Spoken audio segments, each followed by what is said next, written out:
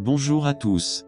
Aujourd'hui, nous abordons une controverse concernant le groupe de Radio Énergie, et plus particulièrement son franchisé russe, Énergie Russie, qui est accusé par le média indépendant d'INCIDE de diffuser des publicités incitant à s'enrôler dans l'armée russe, présente en Russie depuis 2006.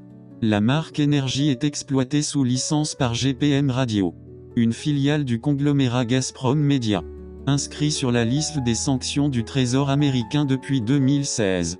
Depuis janvier 2024, la station a étendu ses émissions à Donetsk, région de l'Est de l'Ukraine occupée depuis 2014 et annexée illégalement par la Russie en 2022. Selon INCIDE, la programmation mêle un mix de pop international et de propagande, incluant des spots appelant à rejoindre l'armée russe dans le cadre de l'opération militaire spéciale en Ukraine. Le média d'investigation affirme également avoir obtenu une copie du contrat de licence liant GPM Radio au groupe Énergie, signé début 2021.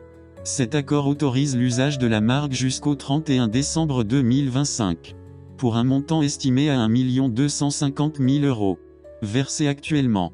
Énergie se dit stupéfait. Contacté par la Dépêche, le groupe Énergie a déclaré avoir découvert cette situation avec stupéfaction et la condamne avec la plus grande fermeté.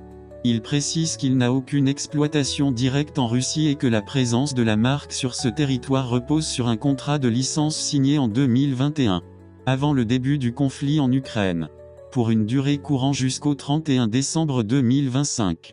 Toujours selon Énergie, le contrat n'autorise aucune exploitation sur le territoire de Donetsk, le périmètre étant limité à la Fédération de Russie. De plus, il interdit formellement la diffusion de tout message de nature politique. Le groupe ajoute que, depuis le début du conflit, il a cessé de percevoir tout paiement lié à ce contrat et que des démarches ont été engagées dès le 1er avril pour y mettre un terme. Merci de nous avoir suivis pour cette analyse. Restez avec nous pour plus d'informations sur les développements liés à la guerre en Ukraine et d'autres sujets d'actualité.